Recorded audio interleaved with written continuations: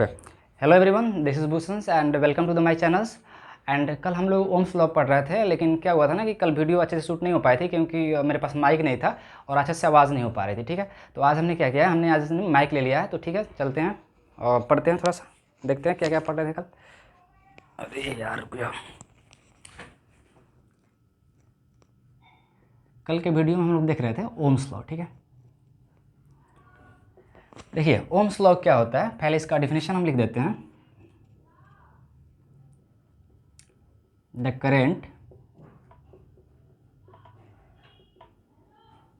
current flowing through the conductor, the current flowing through the conductor is directly proportional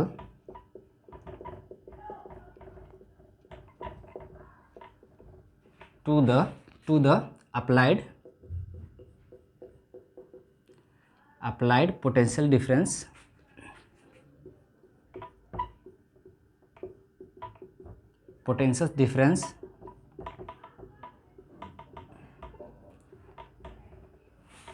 across the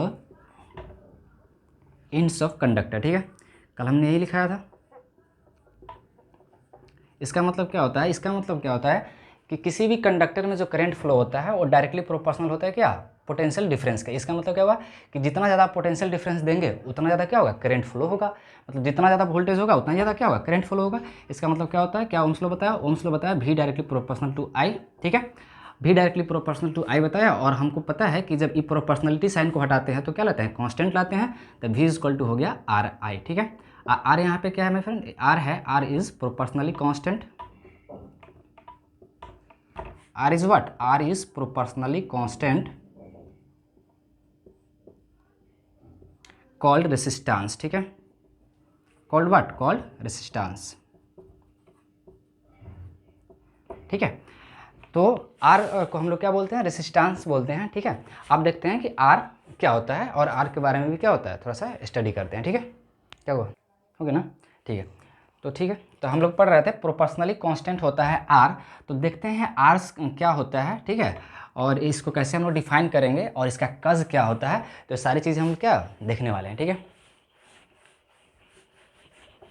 okay, देखिए R को कैसे हम लोग define करते हैं, R इज द रेसिस्टेंस। ठीक है, और इसका डिफिनेशन होता है द अपोजिशन offered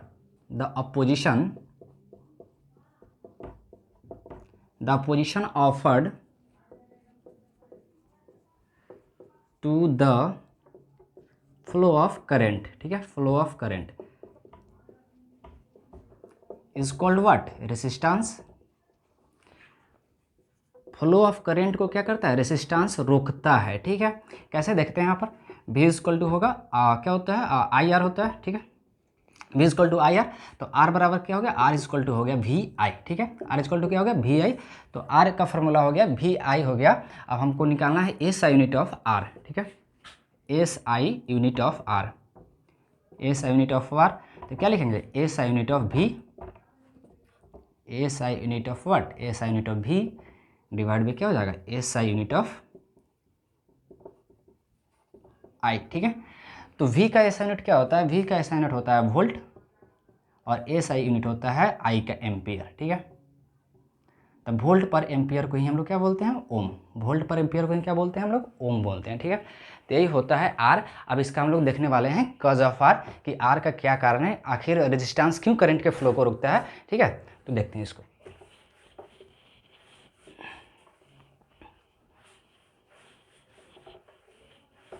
ठीक, अब देखो, ठीक है, कॉज ऑफ रेसिस्टेंस।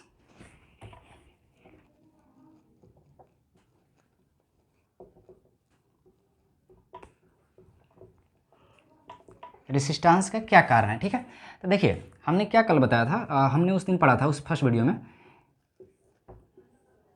कि एक कंडक्टर है और इस कंडक्टर को हम क्या करते हैं, सेल से कनेक्ट करते हैं, यानी बैटरी से हम लोग कनेक्ट कर देते हैं। ठीक है, तब क्या होगा, जैसे कि हम जानते हैं कि इसमें क्या होगा ना, कि इस कंडक्टर में क्या होगा, बहुत सारे इलेक्ट्रॉन्स हो गए और पॉजिटिव चार्ज होगा, नेगेटिव चार्ज होगा, पॉजिटिव नेगेटिव से बहुत सारे चार्ज होंगे। ठीक है, बहुत सारे पॉजिटिव नेगेटिव इसके पास क्या होगा, चार्ज होता है, ठीक है। और जैसे ही इसको हम सेल से कनेक्ट करते हैं तो क्या होता है, सारा चार्ज क्या होता है ना कि एक पार्टिकल डायरेक्शन में क्या होता है, फ्लो शुरू हो जाता है, पॉजिटिव इधर फ्लो होगा और नेगेटिव इधर फ्लो होगा, ठीक है।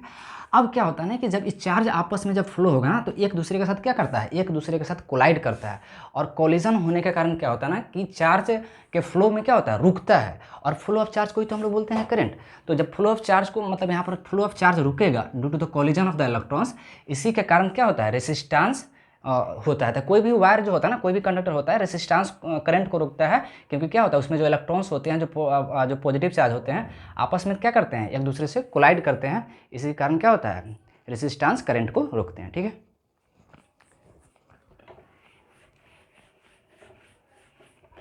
इसमें लिख सकते हैं क्या, due to the collisions of charge, ठीक है, collisions of charge conductor offered resistance, ठीक है।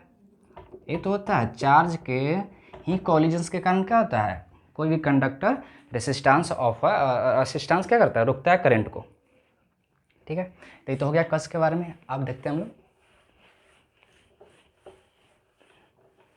ठीक है, ठीक है। अब देखते हैं एक और टॉपिक है, ग्राफिकल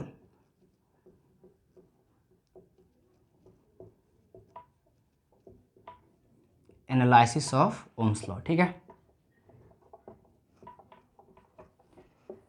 ओम्स लॉ के ग्राफिकल एनालिसिस के देखेंगे कि एक्चुअली क्या होता है, ग्राफ कैसे होता है V और I के बीच में, ठीक है। जैसे V बराबर होता है IR, ठीक है। और माय फ्रेंड यह क्या होता है ना, ये इक्वेशंस होता है स्ट्रेट लाइन का, ठीक है। तो यहाँ पे जो V और I का जो ग्राफ बनता है ना, V और I का जो ग्राफ बनता है वो बनता है कुछ ऐसा, स्ट्रेट लाइन बनता है, ठीक है। और V और I का ग्राफ स्ट्रेट लाइन बनता है, और R बराबर यहाँ पे लिखेंगे तो क्या हो जाएगा, V/I हो जाएगा, V/I हो जाएगा, ठीक है, V/I हो जाएगा। तो किसी भी पॉइंट का अगर रेसिस्टेंस निकालना है हमको तो क्या लेना होगा, V/I होगा। मतलब V का मतलब क्या हुआ, E वाला डिस्टेंस, और I का मतलब E वाला डिस्टेंस। तो P/B को हम लोग क्या बोलते हैं, P/B को हम लोग बोलते हैं tan थीटा, P/B को क्या बोलते हैं, tan थीटा, और tan थीटा को हम लोग बोलते हैं स्लोप, क्या बोलते हैं, स्लोप, ठीक है।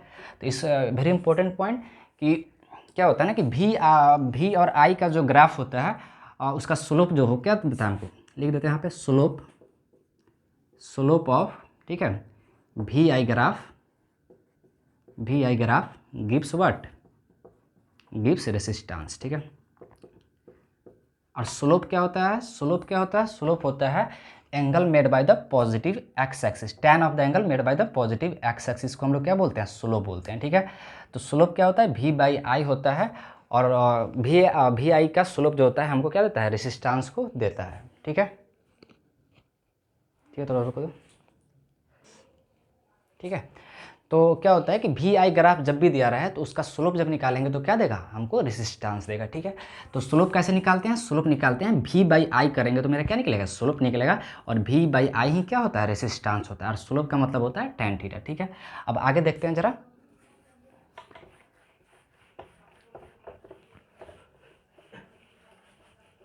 अच्छा अगर इस तरह से दे दे कभी क्वेश्चंस में, ऊपर I दे दे और नीचे क्या दे दे, V दे दे, ठीक है। अब I भी ग्राफ हो गया और इस तरह से दे दे, ठीक है, ठीक है, इस तरह से दे दे, तब क्या होगा, तब यहाँ पे जो रेसिस्टेंस जो होगा ना, रेसिस्टेंस जो होगा, ठीक है, रेसिस्टेंस जो होने वाला है वो होगा 1/इनवर्स, क्या हो जाएगा, 1/इनवर्स ऑफ द स्लोप, ठीक है। रेसिस्टेंस क्या होगा, inverse of the what, slope.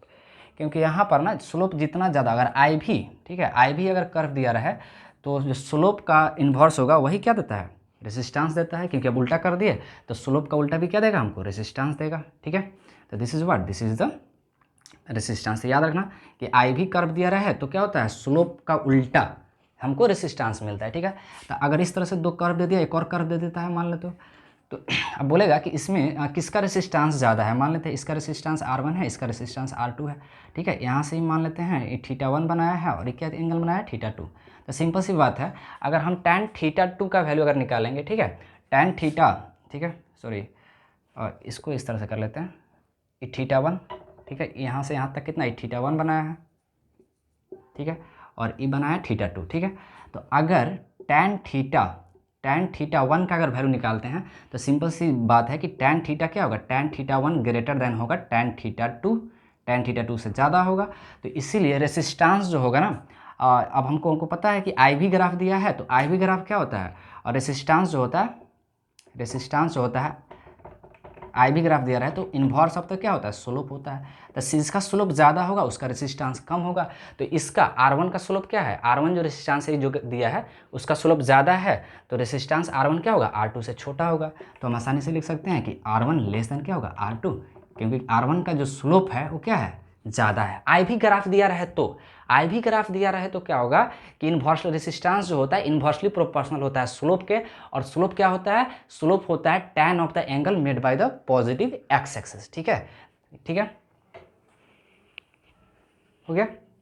तो याद रखना है माय फ्रेंड कि याद क्या रखना है कि अगर आई भी ग्राफ दिया रहे, ठीक है, आई भी ग्राफ दिया रहे, ठीक है, आई भी ग्राफ दिया रहे, तो रेसिस्टेंस जो होगा क्या होगा, इन्वर्सली प्रोपोर्शनल होगा स्लोप के, ठीक है। रेसिस्टेंस क्या होगा, इन्वर्सली प्रोपोर्शनल होगा स्लोप के। अगर किसी को डाउट है कि स्लोप क्या होता है, तो स्लोप होता है angle made by the positive tan of the angle, ठीक है, सॉरी, स्लोप क्या होता है, tan of the angle made by what, made by the positive X axis, इसी को हम लोग क्या बोलते हैं, slope, positive X axis, this is known as what, slope. तो यहाँ पर आई वी कर्व दिया रहा है तो इन्वर्सली प्रोपोर्शनल हो गया। अगर वी आई ग्राफ दिया रहा है, ठीक है, अगर वी आई ग्राफ दिया रहा है तो इसमें याद क्या रखना है कि वी आई ग्राफ में क्या होता है कि रेसिस्टेंस जो होता है वो डायरेक्टली प्रोपोर्शनल होता है स्लोप का, ठीक है। रेसिस्टेंस क्या होगा, डायरेक्टली प्रोपोर्शनल होगा स्लोप का वी आई ग्राफ में। वी आई ग्राफ का मतलब क्या हुआ कि वी हो गया और ये क्या हो गया, आई हो गया, ठीक है। तो इस केस में क्या होगा, जिसका स्लोप ज़्यादा होगा उसका रेसिस्टेंस उतना ही ज़्यादा होगा। तो हम देख रहे हैं कि R1 है और दिस इज R2, तो R1 इसको मान लेते हैं थीटा 1 बना रहा है और ये कितना थीटा 2 बना रहा है। तो सिंपल सी बात है कि यहाँ से यहाँ तक थीटा 1 ज़्यादा है तो tan थीटा का वैल्यू R1 का ज़्यादा होगा, R2 का कम होगा। तो यहाँ पर लिख सकते हैं R1 ग्रेटर देन क्या होगा, R2। तो अगर वी आई ग्राफ दिया रहे तो उस केस में क्या होता है, स्लोप होता है डायरेक्टली प्रोपोर्शनल रेसिस्टेंस होता है डायरेक्टली प्रोपोर्शनल स्लोप के। और आई वी ग्राफ दिया रहा है तो क्या होगा, रेसिस्टेंस इन्वर्सली प्रोपोर्शनल हो जाता है स्लोप के, ठीक है, ओके, ठीक है। आगे देखते हैं थोड़ा सा, ओके। तो फिर आगे देखते हैं हम लोग क्या कि factors on which resistance of a conductor क्या डिपेंड्स, कि रेजिस्टेंस ऑफ कंडक्टर नो कौन से फैक्टर पे डिपेंड करता है, ठीक है। तो इसको देखते हैं हम लोग थोड़ा सा, factors on which resistance of conductor depends, ठीक है, कंडक्टर का रेजिस्टेंस जो होता है ना किस किस फैक्टर पर डिपेंड करता है। सबसे डिपेंड करता है नेचर ऑफ मटेरियल पे, ठीक है, नेचर ऑफ व्हाट, मटेरियल पे, कि मटेरियल कैसा है, ठीक है। और दूसरा डिपेंड करता है डायमेंशंस पे, ठीक है,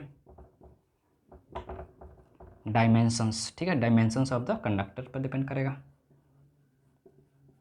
नेचर ऑफ मटेरियल का मतलब क्या हुआ कि मटेरियल जैसे जैसे यहाँ पे सिल्वर होता है, कॉपर होता है, उसका क्या होता है, उसका रेसिस्टेंस कम होता है और कंडक्टिविटी क्या होता है, ज़्यादा होते हैं। तो बहुत सारे मटेरियल है जिस पर डिपेंड करता है रेजिस्टेंस अलग अलग। अब देखते हैं कि डायमेंशंस ऑफ कैसे डिपेंड करता है। तो रेसिस्टेंस जो होता है ना, फटाफट निकालते हैं, रेसिस्टेंस डायरेक्टली प्रोपोर्शनल क्या होता है, लेंथ का, ठीक है, और रेसिस्टेंस जो होता है ना इन्वर्सली प्रोपोर्शनल होता है एरिया के, ठीक है, ठीक है। तो ये दो पॉइंट याद रखना है कि एक्सपेरिमेंटली यह फाउंड किया गया कि रेसिस्टेंस क्या है, डायरेक्टली प्रोपोर्शनल होता है लेंथ के और रेसिस्टेंस इन्वर्सली प्रोपोर्शनल होता है एरिया के। कैसे, ठीक है, इसको मिटा दें, ठीक है।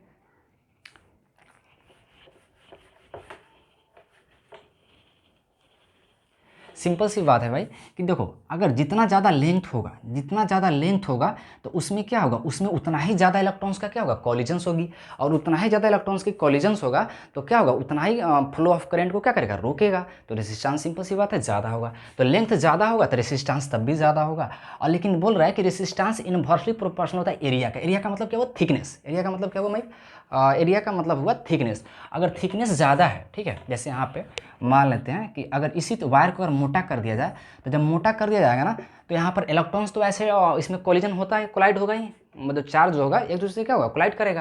लेकिन जब मोटा हो जाएगा ना तो चार्ज थोड़ा कम कोलाइड करेगा तो रेसिस्टेंस क्या होगा, कम होगा। इसीलिए जब एरिया बढ़ाएंगे तो रेसिस्टेंस क्या होगा, कम होगा। ठीक है, तो इसको लिख लेते हैं।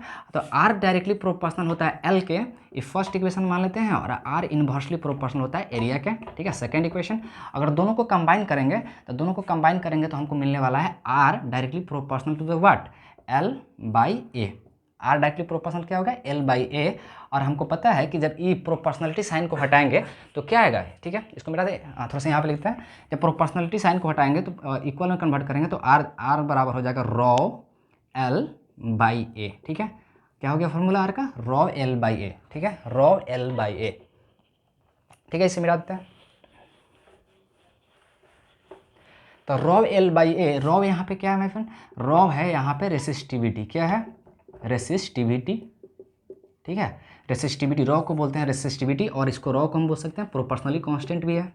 ठीक है, एक्सपेरिमेंटली इसको इस वैल्यू को दिया जाता है proportionally constant. This is what, this is raw, raw is proportionally constant. तो ये फार्मूला निकल के आ गया एक क्या, व्हाट, रेसिस्टेंस का। और एक और फैक्टर पर रेसिस्टेंस डिपेंड करता है, कि रेसिस्टेंस डिपेंड करता है ना, ठीक है, रेसिस्टेंस डायरेक्टली